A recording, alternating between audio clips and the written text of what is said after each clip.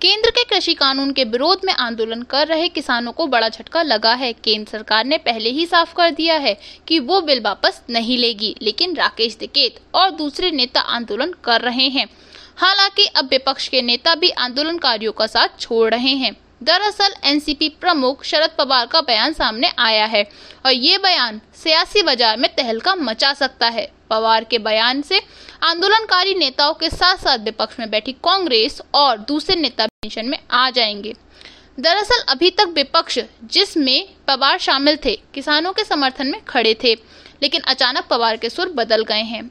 अब पवार केंद्र की मोदी सरकार के समर्थन में आ गए हैं।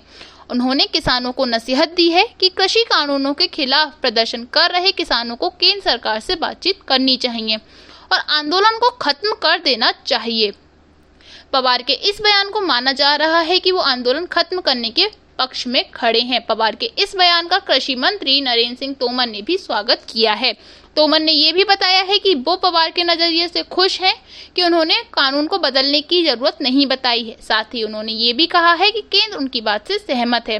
हालांकि पवार के अलावा अभी दूसरे किसी विपक्षी नेताओं ने आंदोलन खत्म करने की बात को लेकर ऐसा कोई बयान नहीं दिया है, लेकिन पवार, जो कि राजनीति के चाणक्य माने जाते हैं, उनका बयान विपक्ष के लिए झटका हो सकता है, क्योंकि पवार के सहारे ही विपक्ष तीसरे मोर्चे की तैयारी कर रहा था। लेकिन अब वहीं पवार मोदी के समर्थन में खड़े हैं। आने वाले दिनों में स्थिति क्लियर होगी कि आखिर पवार के मन में क्या चल रहा है। गौरतलब है कि कृषि कानूनों के विरोध में किसानों का आंदोलन जारी है। सरकार कह चुकी है कि वो कृषि कानून को वापस नहीं लेगी, जबकि आंदोलनकारी कृषि बिल को वापस लेने की मांग पर अड़े हुए हैं। हालांकि बीजेपी आरोप लगाती रही है कि ये आंदोलन विपक्ष की सोची समझी साजिश है।